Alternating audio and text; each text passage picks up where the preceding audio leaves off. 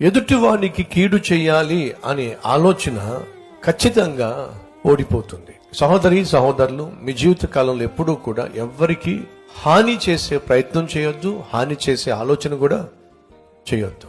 అహీతోపేలు తనను బాగా నమ్మినటువంటి దావీదుకు హాని చేయాలని తలంచాడు, ఆలోచన కూడా చేశాడు. ఏం జరిగింది?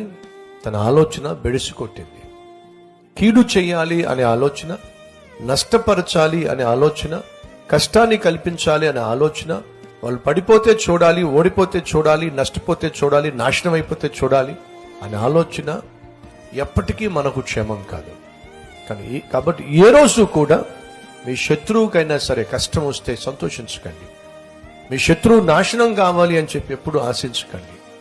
ఎవరైనా మిమ్మల్ని బాధ పెడుతున్నట్లయితే ప్రార్థన చేయండి. ప్రభు, ఇతను బాధ పెడుతున్నాడు, ఆమె నన్ను బాధ పెడుతుంది, దయచేసి అలా బాధ పెట్టకుండా చేయి ప్రభువా, ప్రార్థన చేయండి. వాళ్ళ పట్ల ఏమి చేయాలో అది దేవుడు నిర్ణయిస్తాడు.